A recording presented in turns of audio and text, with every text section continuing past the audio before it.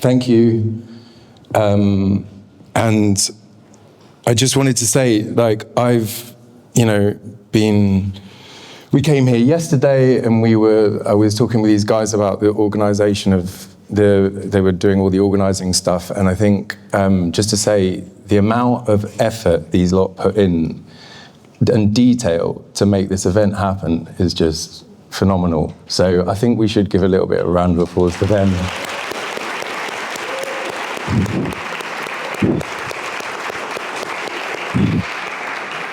Yeah, you're welcome. So I wasn't going to wear this jacket, but it feels like it's on theme. So, and it feels really soft to be in. So it makes me feel at home. So my name's Kiu.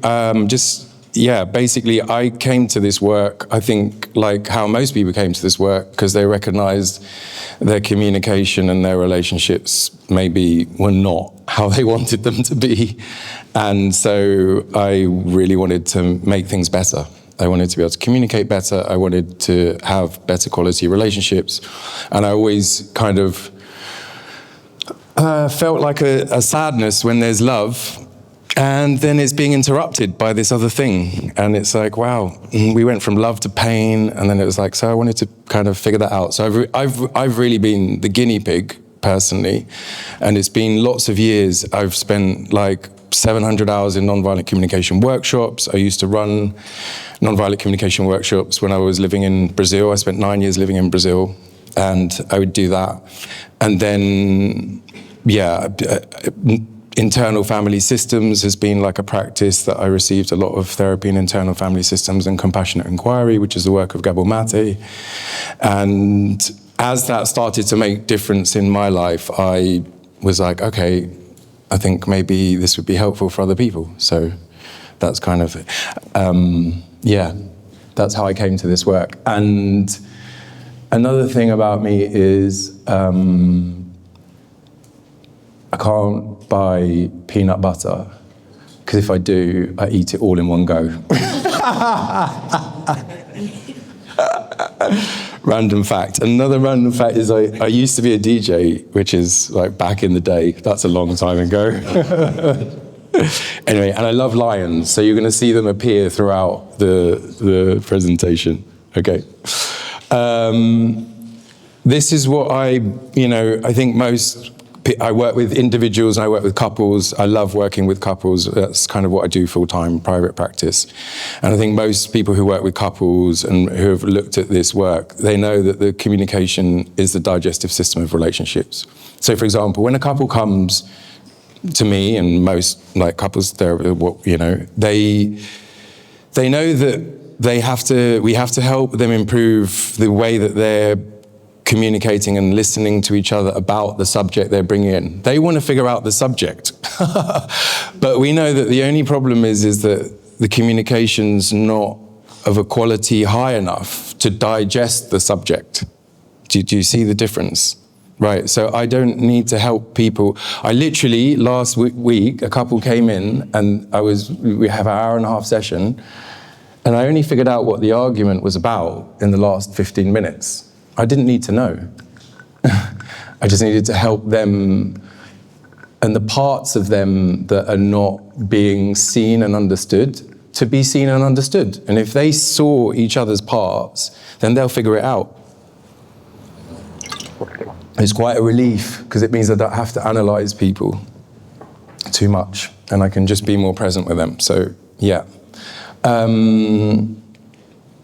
So just imagine for a moment what this would be like. If you and your partner, you knew that whatever happened, you're going to have constructive conversations. Both people are going to feel heard and understood in the first place. And then you'll figure out what to do.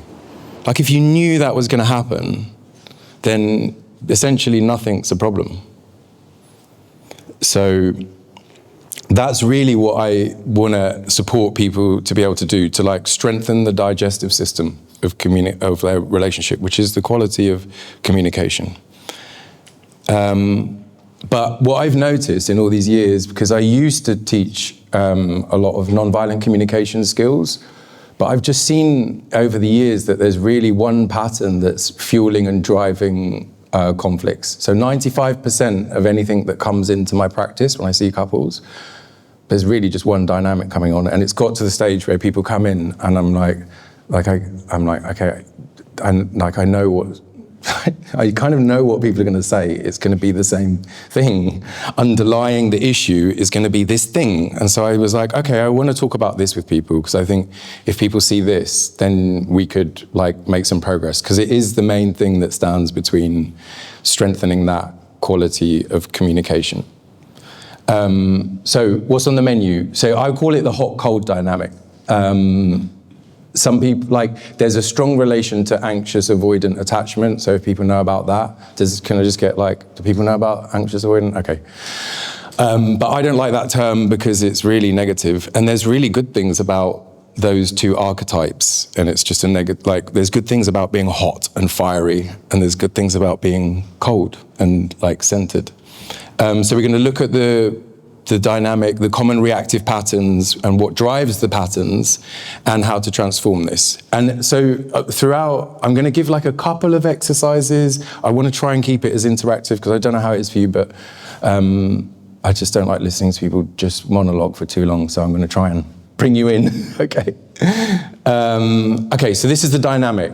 This is what I see. So there'll be one archetype. They'll express a form of emotional distress. They want something to change.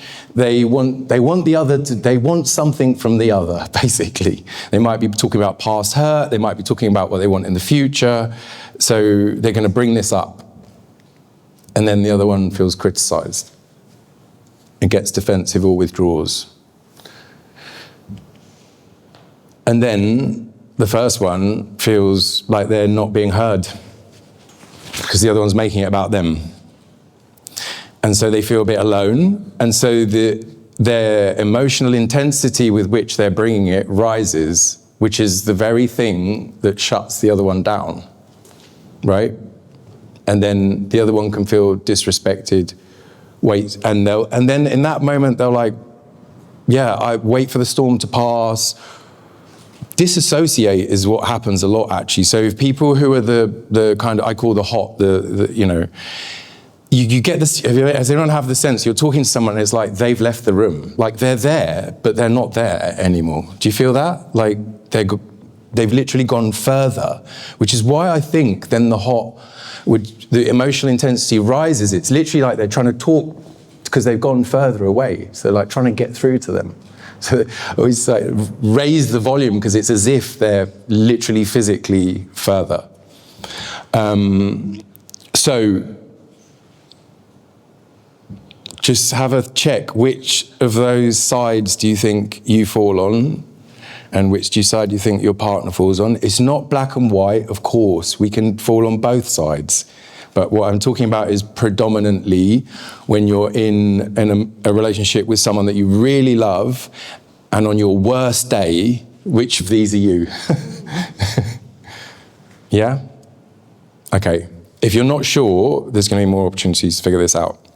But what I want to do is show you a video, just because I love this video and it's hilarious. But it's also, you'll see a little bit of the dynamic. There's all this pressure, you know? And sometimes it feels like it's right up on me. And I can just feel it, like literally feel it in my head. And it's relentless. And I don't know if it's gonna stop. I mean, that's the thing that scares me most, is that I don't know if it's ever gonna stop.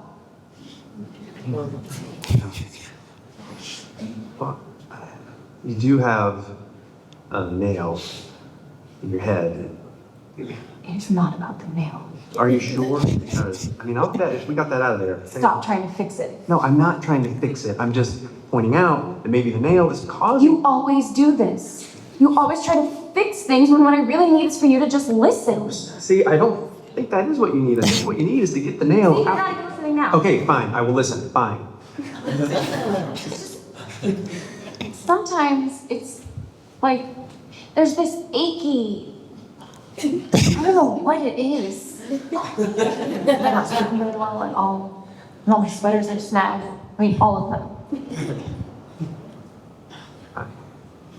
That sounds really hard.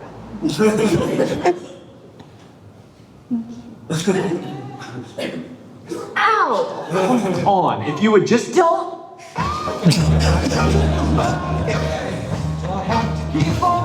Yeah.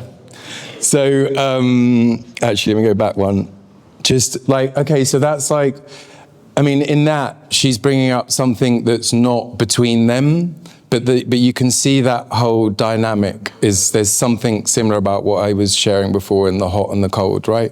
About just really wanting to be heard and don't want it to be fixed.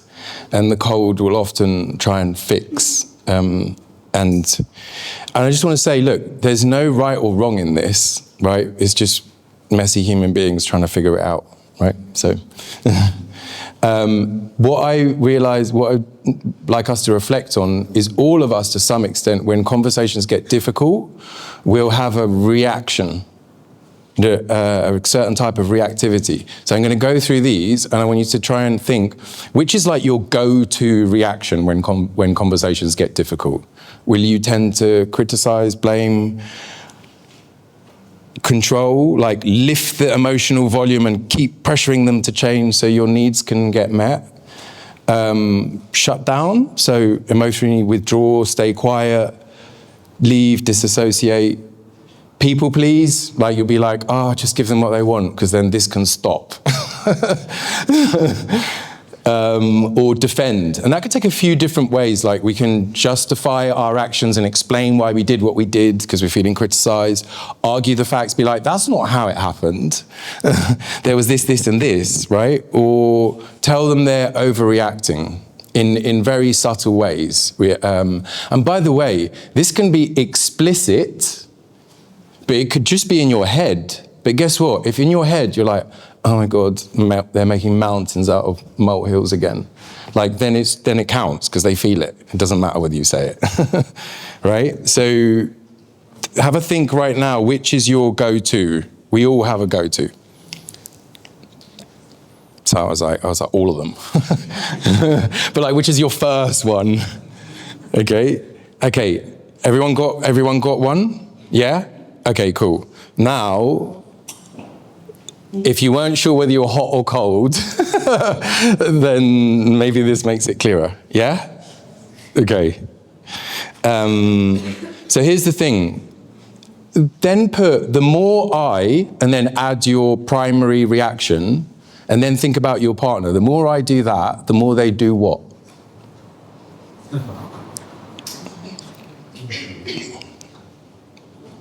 So classic, the more one tries to criticize, the more the other one will defend, or you have your own versions. This is like the beginning point of understanding the downward spiral. This is what means that you don't have the conversation that's constructive, where people feel heard and move forwards. This is what's happening.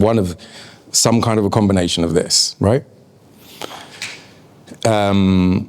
Okay. So I wanted to say why I'm not teaching communication skills. I did for a very long time, when I was living in Brazil, teach communication skills. And the reason I stopped it's not like I don't still do it, but why is it not the primary one? Is because when you need it, you're not going to do it. You won't. You go, you'll learn it, but then when it matters most, you won't do it. And there's a reason you won't do it, and that's because reactivity, what we just looked at before, is a loss of choice. You're not choosing what you're doing anymore. When we're in a reactive response, it's a pre-programmed. Think about react is a react. It's an action that repeats.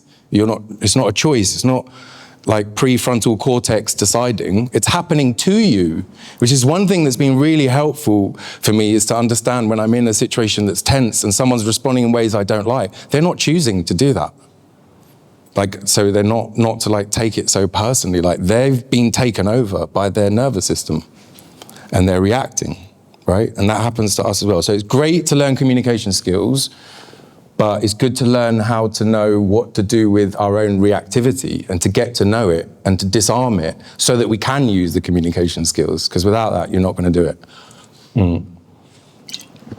Honestly, I wish I'd figured out that a long time ago. It took me ages to figure that out. I did non-violent communication practice, and I was like, still things aren't improving. And I was like, wow, I needed to figure this out. So I wanted to let's look at the reactive part. So how do we disarm and create some space and change that so that we can respond differently? So I wanted to start by looking at the hot communicator and the reactive parts of them that contribute to the downward spiral that we just looked at. So remember, I'm gonna focus on that moment where the hot communicators like expressing distress, dissatisfaction, desire for them to change their behavior or recognize how the impact of the other person's actions affected them. I'm talking about that specific moment, and their partner does one of the, defend, people please, shut down. Okay, in that moment, the hot experiences a charge in their nervous system, and then they're likely to react from that. So what's really going on in that moment for the hot? And what I'd like to invite us to do, if you're okay with this, is I want to tell you what I've seen is happening for the hot. But to make this a little bit less rational, because at the moment we're just doing all this rational stuff, I'd like to invite you, if you're comfortable, to, not right now, but to close your eyes. And as I tell you what I've seen happens, for the people that identify as hot, just really just be listening to it and be checking what's resonating and what's not. And you notice in your body if something resonates, so you can pay attention to your body. And if you're the cold, I want you to sit here and imagine, is that what's going on behind their reactions when they kind of blow up and they get hot and they get critical? Yeah? Are you up for that? Okay, cool. So let's take a moment to, if you're not comfortable closing your eyes, just look at a fixed point and make it soft. I didn't, yeah, that's not. Okay, great.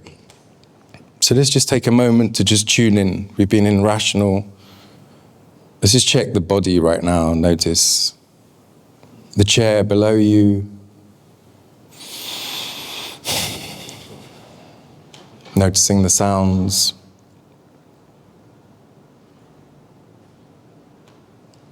Noticing the breath.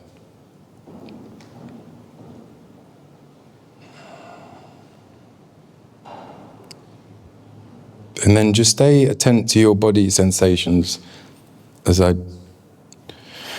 describe what I've seen.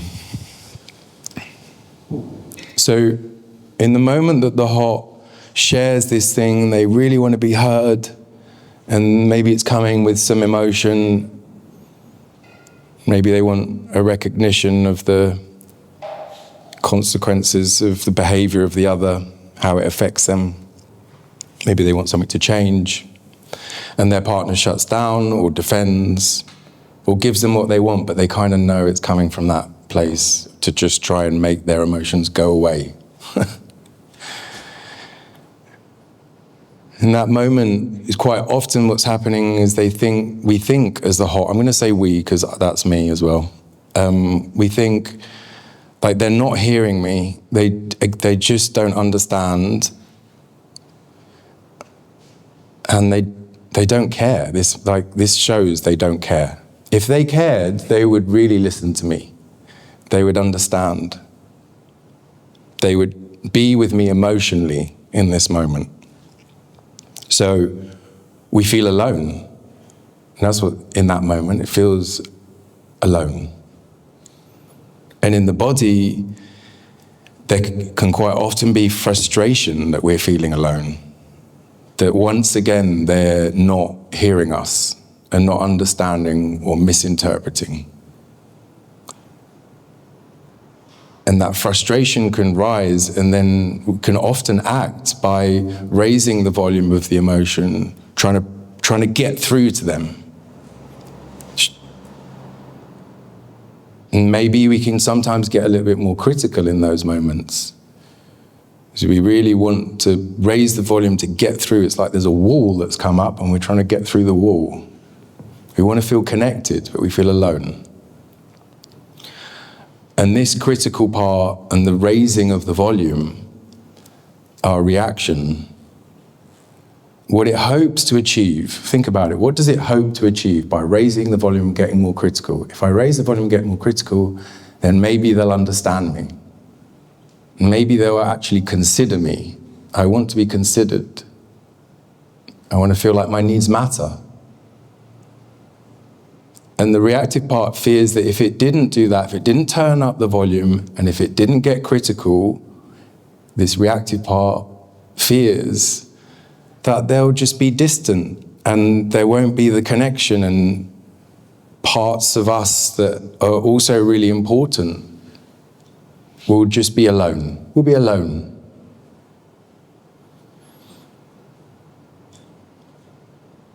And when I've asked people, when does this reactive part first start protecting us from this feeling? How long have we been raising the volume and getting critical and frustrated when we're not heard as an attempt to get through to the other? When did that first start? It's quite often growing up at home with the parents, where we had to raise the volume to be heard. That was the only way to get through. And what must it be like for a child to experience that? I have to raise the volume, I have to get critical, I need to up the intensity, otherwise what's important to me and I won't be seen. And when I ask people, so who did you tell that that's what you were experiencing when you were growing up as a child? Who did you tell that it was really difficult to feel understood, that you often felt alone and you had to like raise the volume and then you'd be judged for that, right? You'd be too much. Who did you tell that that's all of what you were dealing with? And the answer is always no one. So alone with that difficult experience that no one taught us about.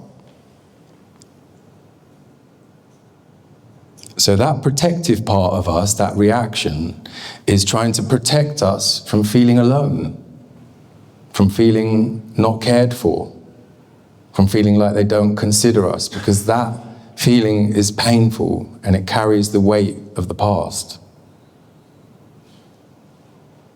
So just check in with yourself and notice if what of this feels true, and if you can see how those past experiences growing up and the weight of that, what I've described, is potentially coming into the now in the relationships.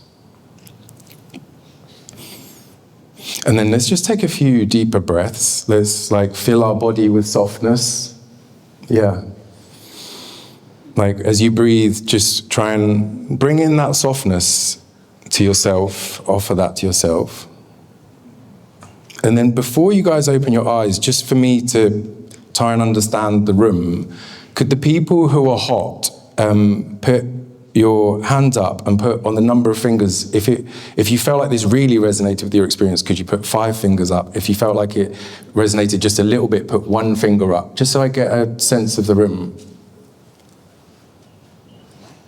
Okay, great, thank you. So I can see, yeah, quite a lot, 3s, 4s, 5s, and a couple of 1s and 2s. Okay, thank you so much. And then take a deep breath. Sigh. Ah. One more, let's do it together. It just feels good, doesn't it? Ah. Okay, thank you so much.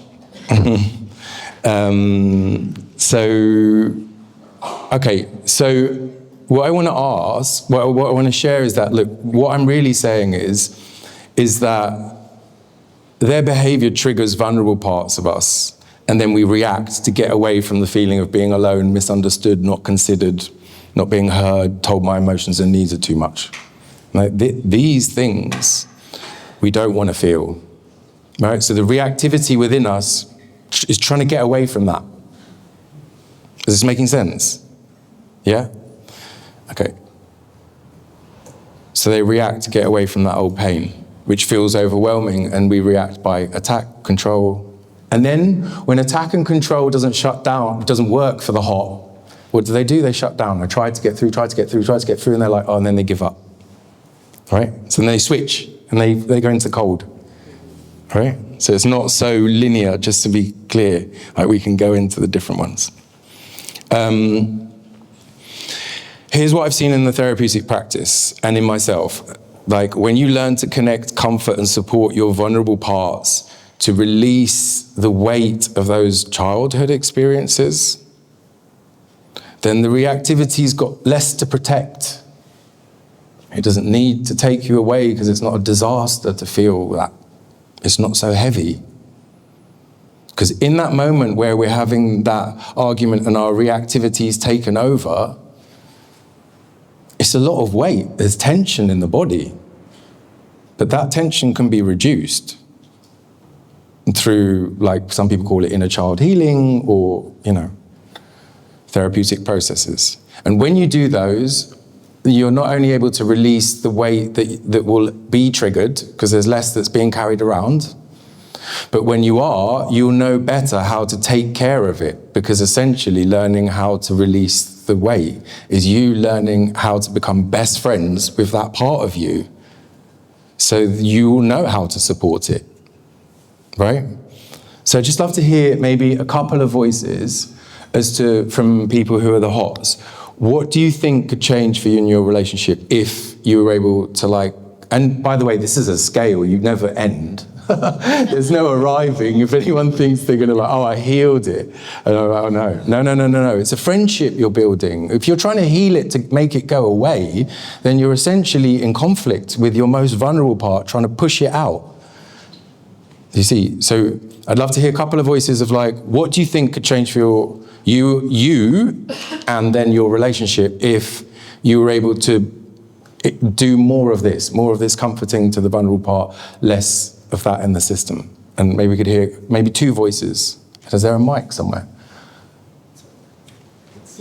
Oh yeah, there's one here, thanks. Do you want to go first? Anyone? Yes. Hello? Hello. Can you hear me? I can hear you. Work? Yeah. I believe that when we can comfort ourselves more, we can create space to actually be able to listen to ourselves and to the other person as well. Right. And in that moment, when we can listen to ourselves first and comfort that part of us, and then express the needs of that part to the other person, which gives them the opportunity to meet us and also calms them down, because then they feel safe.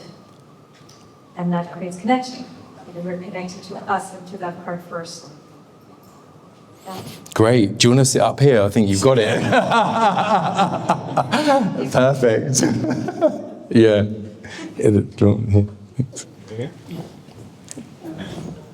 Hi, I actually, hi everybody.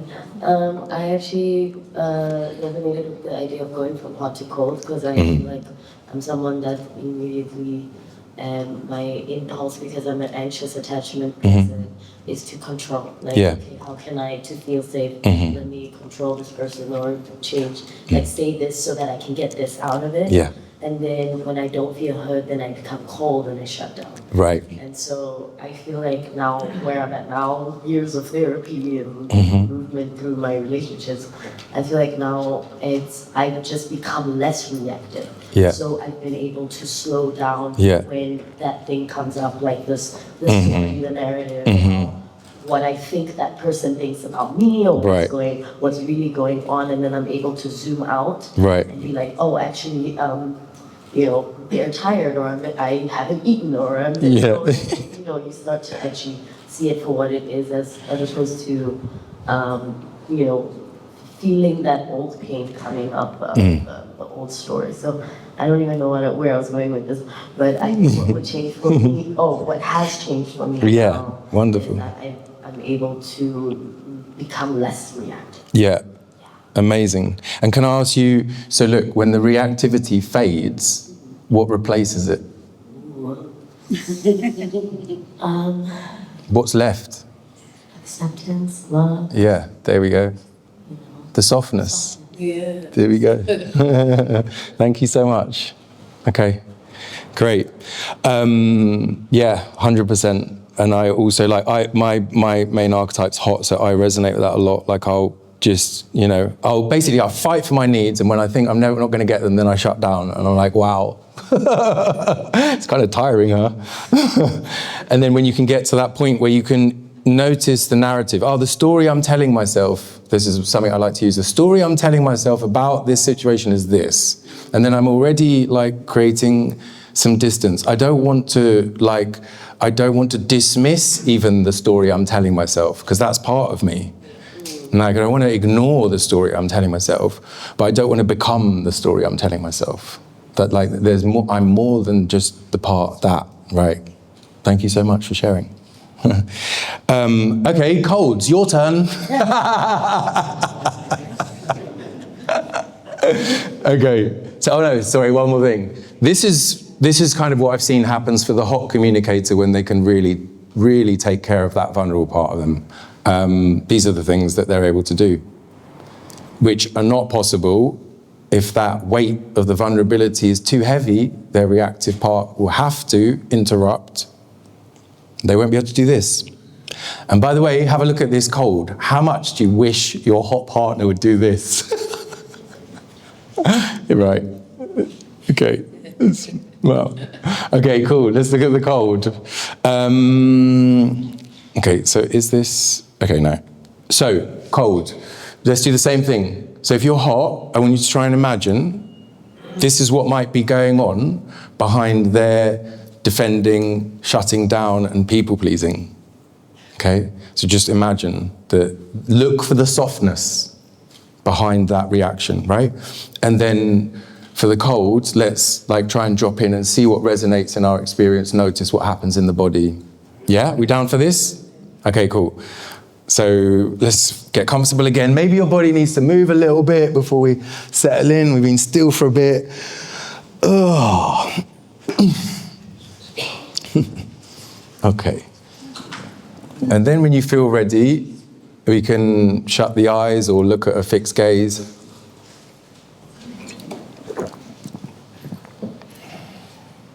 And just take a moment to notice where it feels great in your body, or best right now. Where does it feel good in your body? Maybe you feel it's supported, maybe you feel it's light, maybe it just feels pleasurable. Let's just let our attention rest there, wherever that is. And as our attention rests there, just notice, what is this quality of goodness that we've allowed our attention to rest upon? What does it feel like there?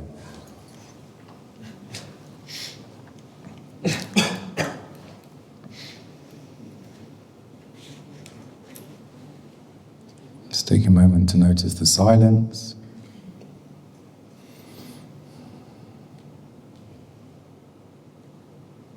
Notice the breath coming in and out of the body.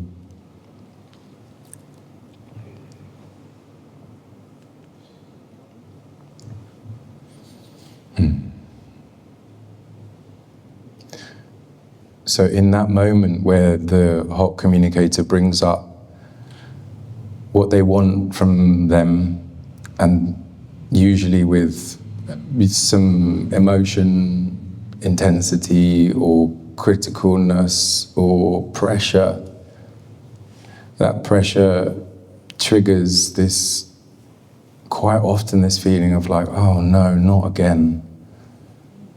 Here we go. It's going to be a roller coaster. Once again, they're making a big deal out of it, or this feeling of this thought of just whatever I do is not enough, is it? For them to be satisfied. Notice how familiar is that? Whatever I do is not enough for them to be satisfied. And then a slightly quieter part that says, how come it's always about their needs? What about mine?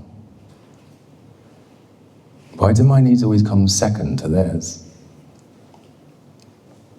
And by the way, why, like, could it not just be a bit more harmonious? Like they're disturbing the harmony again.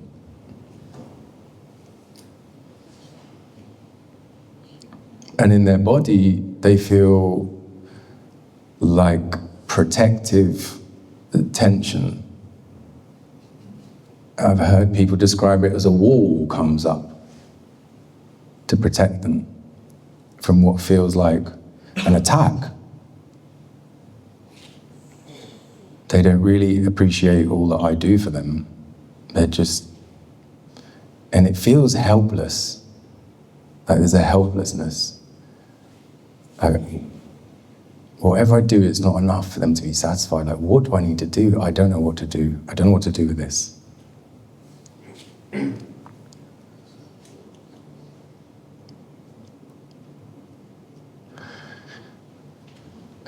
And then what they feel in those moments actually is really difficult to know what they feel in those moments because it's probably just numb. That emotional intensity feels too much. It feels threatening.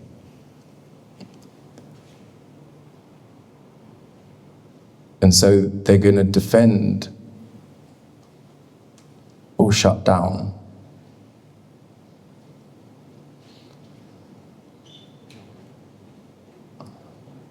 And what that part that defends and shuts down hopes to achieve by doing that shutting down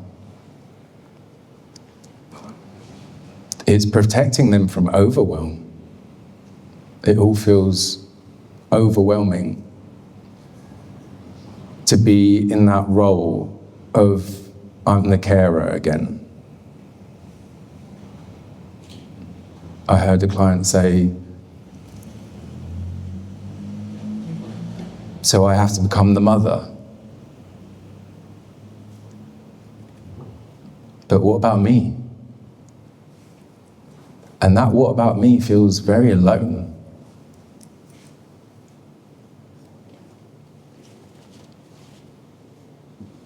And the part that shuts down or defends fears that if it didn't do this, they would be engulfed. They would even we'd lose a sense of who we are even.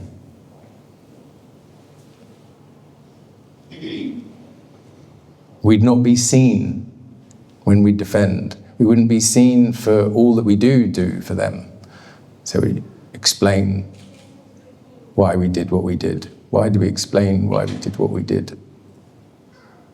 We want to be seen.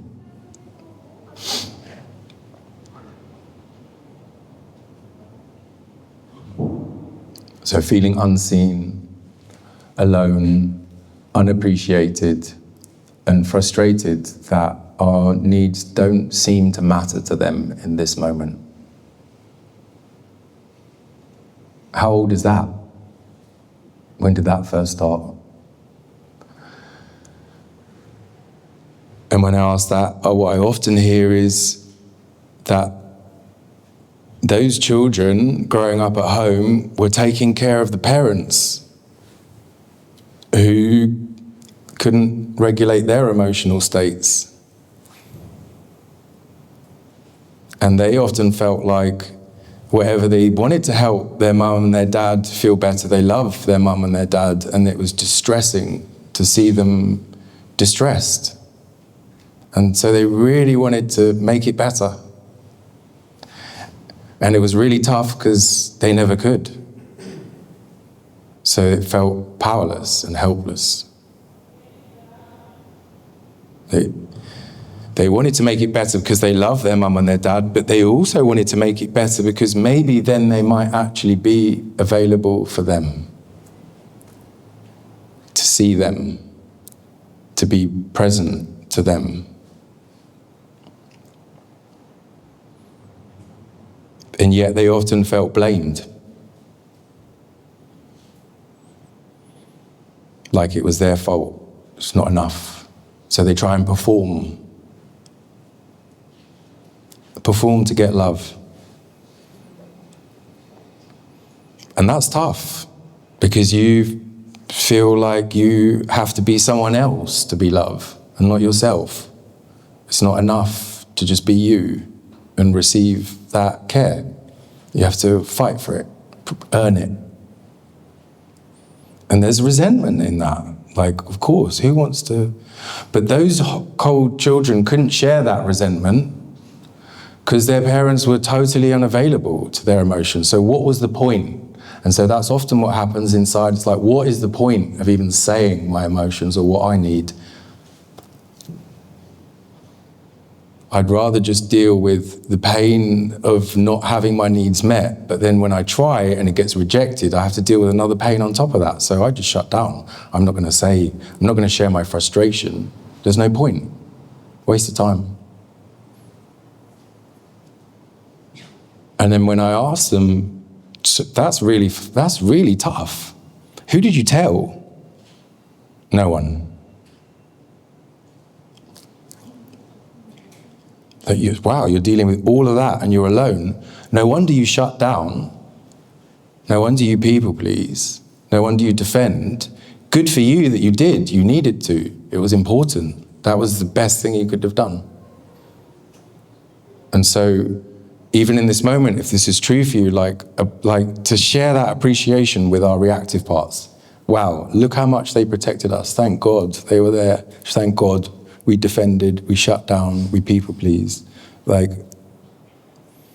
notice if you feel any appreciation for that part of you that protected you in a difficult scenario.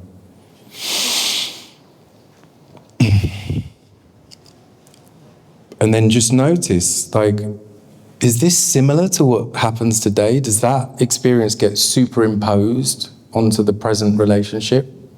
Does some of the weight of that appear? And notice even now the hot and the cold. Like, are we in the softness right now? Are we noticing the softness behind the cold wall? And notice what happens to us when that's where our attention is. What would happen if we spoke from this place?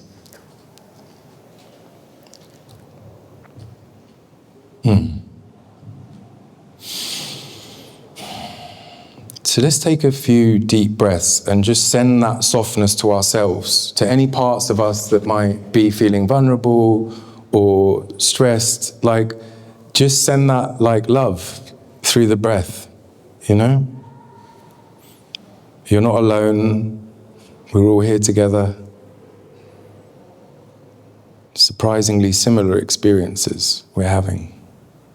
Let's take a few deeper breaths.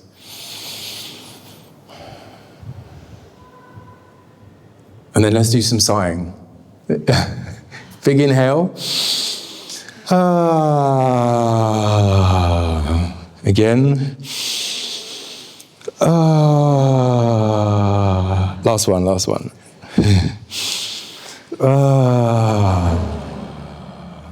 Great. Okay, thank you for going there with me. Opening your eyes. Oh, no. Sorry, one last thing. Can we go back to closed eyes? Sorry. Could we go to closed eyes so that it's like, yeah. And then if you're cold, can you put your hand up and just let me know from 1 to 5 how much that resonated? Okay. Wow, thank you. Wow. In a way, I wish you could have seen that because honestly, isn't that crazy? This room and everyone had so many people had that same experience. Like, we really think we're different, but this is what I wanted to bring attention is to the similarity. Because we were all dealing with very similar things inside experiences. That's what I've seen for the cold. That's the pain.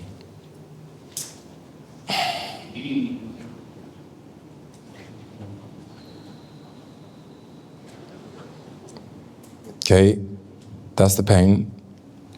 That's how we protect ourselves from the pain. To make sure we don't feel it. Remember, it's not a choice, it just happens. It's the body, it's a system. No one's choosing this.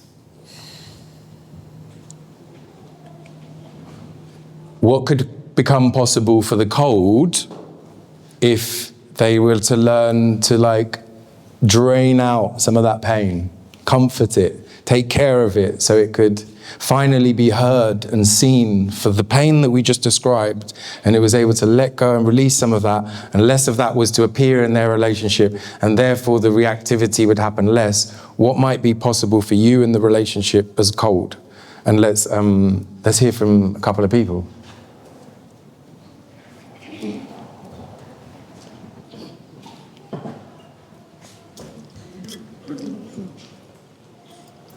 So, yeah, that really resonated with me. Thank you. I think for me, whenever my partner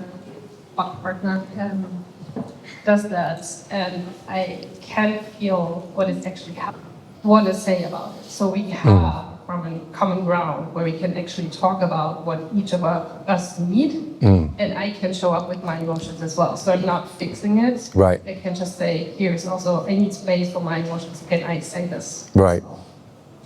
Well, yeah. How long did it take you to get there?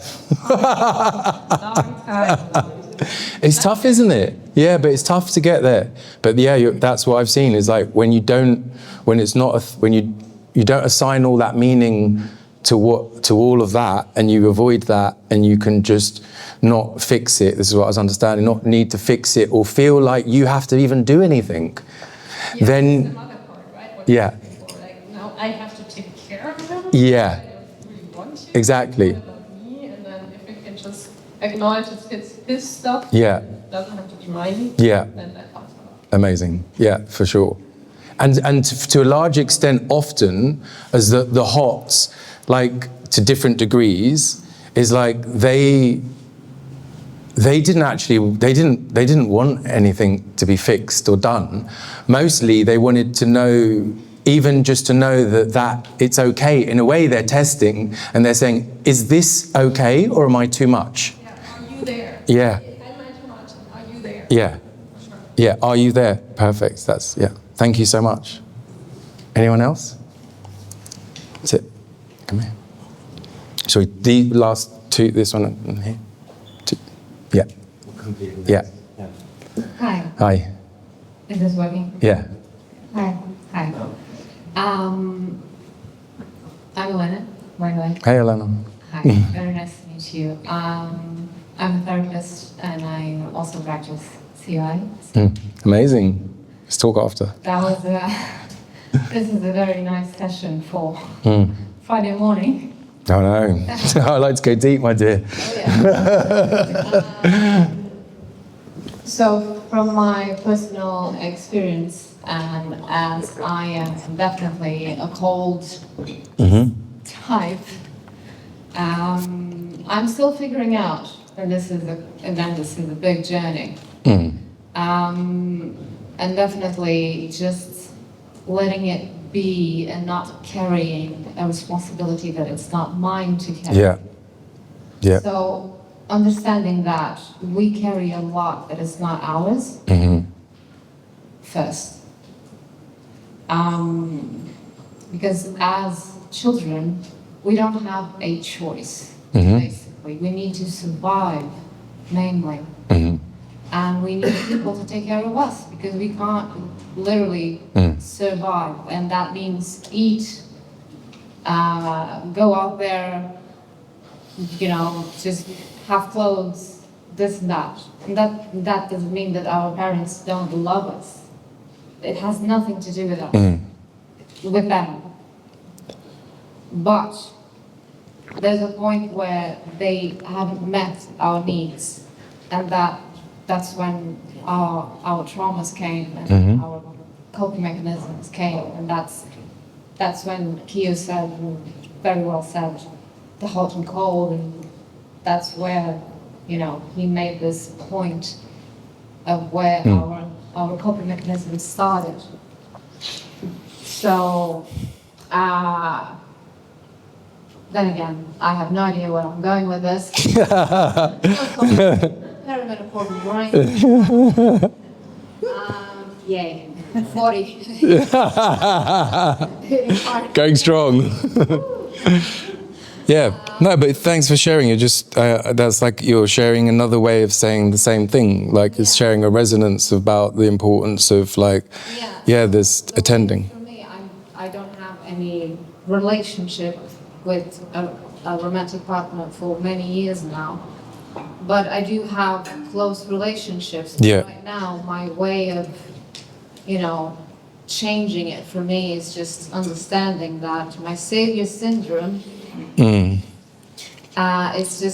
it's not mine to carry, it's theirs. It's their path, it's their choice. I have to take care of myself. And that's it. We don't need to save everyone. It's not our responsibility. Able to respond, responsibility. We are not able to respond for this. Especially when they never asked for it. Exactly. Thank you, my dear. I think there was one more here. That's all right. Okay. I suppose it's really interesting. I've always been really full like fiery people. Right. 100% pleaser. And in my current relationship, he's also 100% people pleaser. And Okay. Fiery. Okay. And so it took us 6 months, more or less, to get to a place where we actually comfortable sharing our needs. Right. Because throughout almost 35, 40 years, such people pleasers. So we have to adopt a framework, and I know this sounds very business-like, but we do monthly check-ins so that we are able, in the comfort of distance, to be able to say, this is what I need. Because actually people pleasers, it's really struggle with that. Yeah. And for fiery people, they don't understand that they need to give the opportunity and space to be able to actually voice it. 100%. 100%. I've seen the hots when the colds finally start to come out and try and express in the therapy session. They'll take a long time. There'll be long pauses. They're not so sure. Look, here's the difference between the hot and the cold. The hot, the way they dealt with pain. The way the cold deals with pain is like this. So their needs and emotions are more distant from them. That's why they're distant. That's why they seem distant to you. Like it's hard for them to connect as they come closer to you as a hot, and you're there going like there's an impatience, and that impatience totally disrupts the capacity of the cold to connect. And then they feel like confused and like rushed and they can't get their words out. And by the way, if you're hot, you're much better at fighting for your needs. So it's not really a fair fight, you know? Okay. If you don't mind. Go on, quick. No, go on. No, I'm definitely a hot. And for me, and I think you mentioned it and touched base on this, that for me what's frustrating is that I know my emotions, and that when the other person shuts down, I immediately go there like, okay. What are you feeling? Like, at least if you would be pissed or something. That's an emotion that I can deal with. But the no emotion and numbness, what pisses me off. Any emotion would be better than the numbness. From the hot perspective. So anyone who's cold. Totally understand. Totally understand. Totally understand. Yeah. We want emotional company. So one's going, no, let's just be pragmatic about this. And the other ones, and the more they're pragmatic, the more the other one's like, it's like they're trying to pull each other into different worlds. No, you come and be more pragmatic and rational. The other one's like, no, come on, let's be more emotional. And both of them but we're wanting that emotional company. Yeah. Amazing. Okay, so this is what I've seen, we've covered a lot of this, but this is what happens, the colds. This is what's possible. By the way, all what we're talking about is only possible when you take care of the pain. When you learn to connect, comfort, release, regulate, take care of the nervous system response. Then you'll be able to do this. And the last one's a big one, more connected to their needs. Because for the cold, the closer they get, the harder it is to stay connected to what's important for them. So being close is a threat to losing a sense of self. How many colds get into a relationship, it gets close, and they come out of it feeling like, fuck, I lost who I was. right? Because it's harder to stay connected, to hold on, right?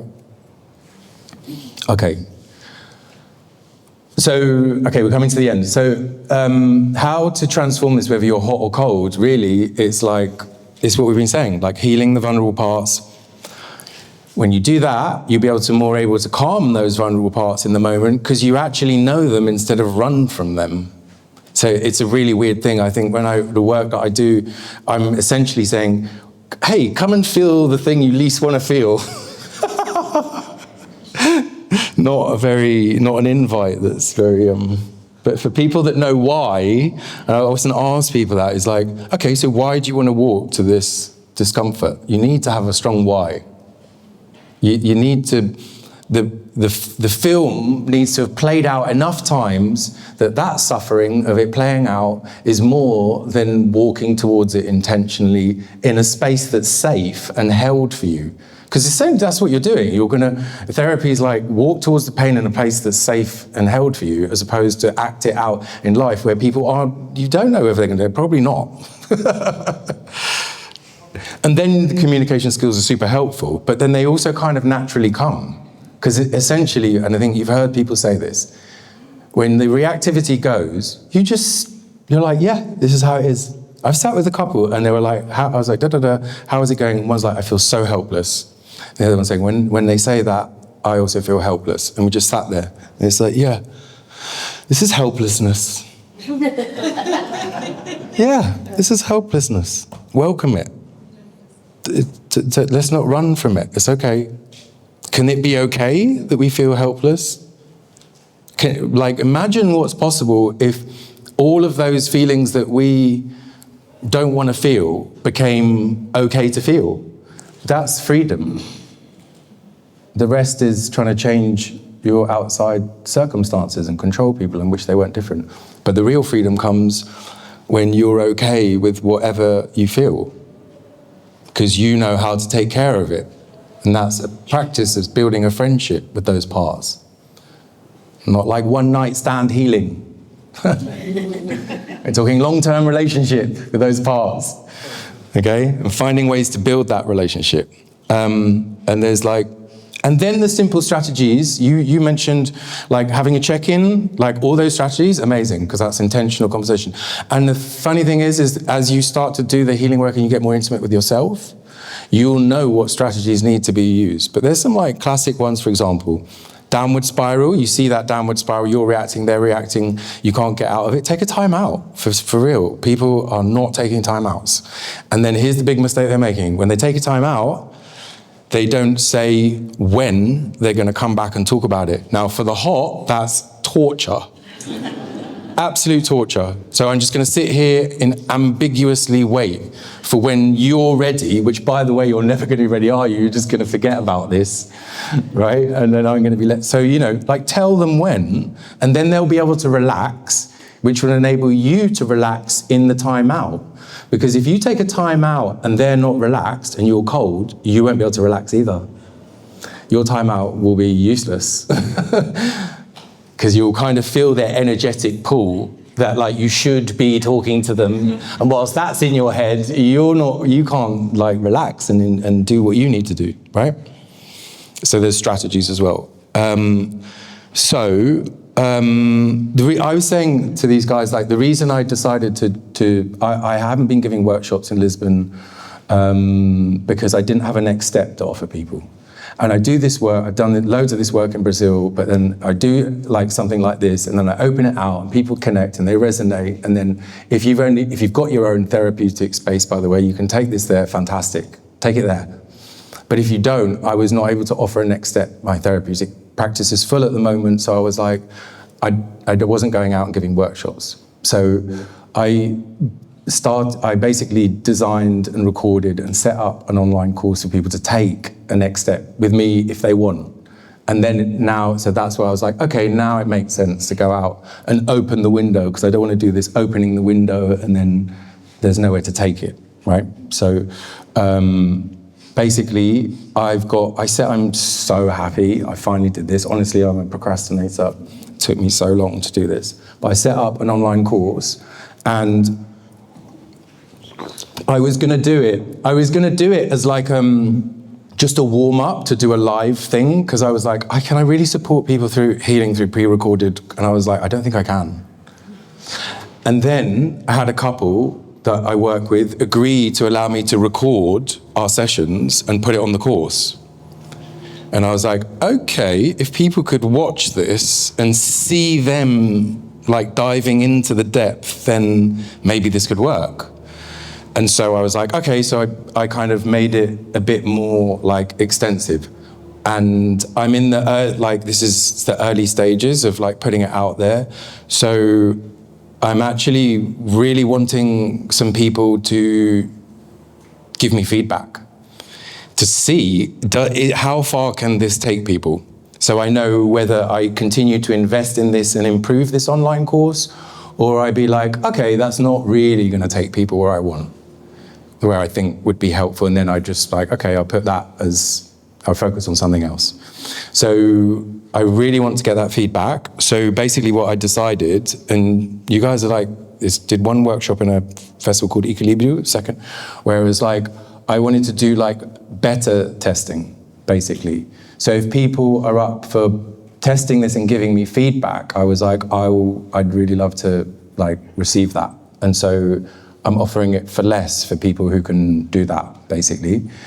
So if you're interested in that, you just put that better in, there's like a coupon code or whatever, you put it in and then it's like, it's 99 instead of 199.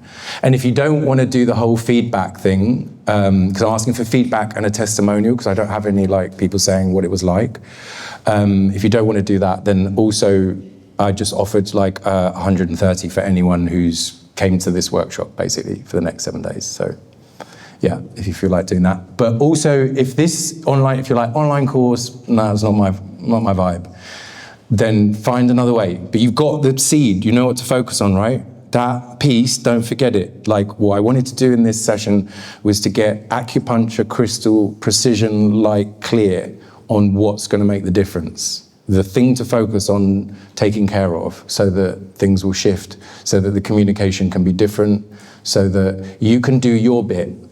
And one last thing, this is what stops people from transforming the dynamic.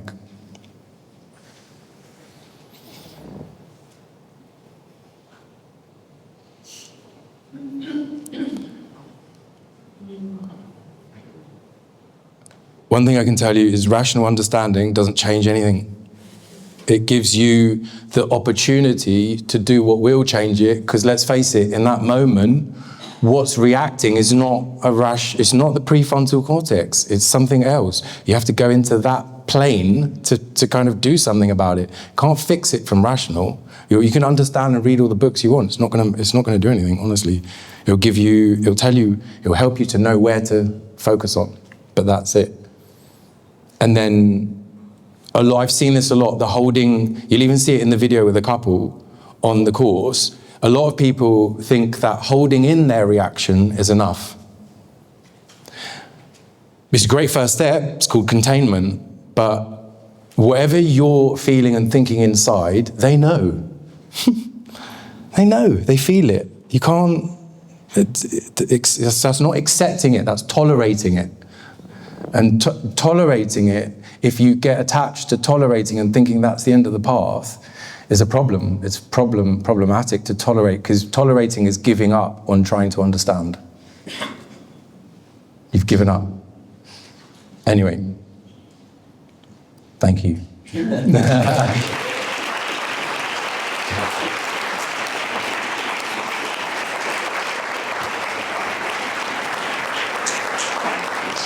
For example, 2 relationships ago, Right. I used to be very defensive. Right. I used to feel attacked and start saying some nasty things, attack back. Right. As, no, I'm not the bad one, you're the bad one. Right, yeah, 100%, I know that one. And then last relationship, I tried to recognize the pattern and say, hey, honey, I'm feeling kind of upset. I don't want to say anything I'll regret. So can we take a beat? And then it would be, think someone over here said, if they just, any reaction is better than no reaction. Yeah. So I guess the question is, how do you kind of prevent this? You plug one hole and then another hole.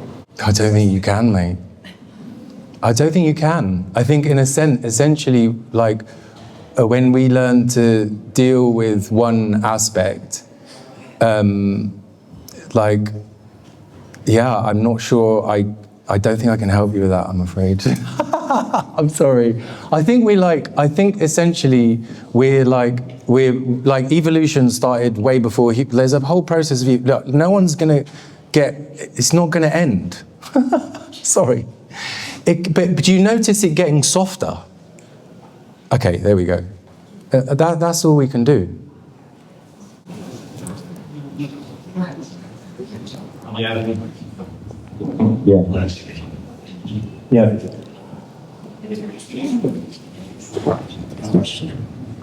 Hello. Hello. Thank you so much for a wonderful presentation. I want to ask you a question about trauma bonds. Okay. So, in the last relationship, I noticed I've done some therapy myself. She also has been doing some somatic therapy, and I've noticed we had a very intense connection because there was a lot of overlap in our traumas. Yeah. But several of them with dysfunctional families, addictions, like codependence, etc., etc., etc. So there were like 3 or 4 major ones. And what I realized, even though we held space for it, I noticed how we slowly did some work towards transitioning towards a more healthy dynamic. My question is it actually when there's like a lot of overlap in traumas, like is it actually possible to go all the way through with that person into like a healthier dynamic, more so that it becomes healthier more than unhealthy, right? Yeah. Is it possible? Yeah, it's possible, but it's like we don't. It depends, like, and it depends on a lot of things, like how deep is that trauma, how much support, and people underestimate this. What support systems have we got in place? We look at this, and even now I'm saying this, by the way, there's a whole like systematic cultural lens on everything we've been talking about that I didn't have time to bring in, but we treat it as very like individual, like I'll do my healing and da-da-da, but like if you've got a good support system around you and they've got a good support system around them, you know, but ultimately I don't know. What I do know is I had a client that last week, she came to me, she said, she had this super insight. She was like, I've realized I don't attract the love that's necessarily familiar to me, because that's often like something we think about. And I think that's also true. We seek the love we received. But she had another like way of looking at it. She said, I think I've sought people in my life who confirm what I already believe about myself. They come into my life to confirm what I already think. I already think I'm not enough, right? I already think that no matter what I do, I won't be seen and appreciated for all that I do. So if that belief system's strong, it's like it attracts. Confirmation bias. It's a confirmation bias, exactly. Yeah. So I don't know is probably the real honest answer to your question. Yeah. Great. Unless there's really I think we should move forward. We can still, was there a pressing question? Or no? Yeah, Robert? Yes, you have something? No, it's definitely. Last one, or no? No, I just wanted to know, I mean, everything was super spot on, it was awesome, and I just wanted to know what it was like playing Roy Kent on Ted Lasso. I got loads of personalities, mate.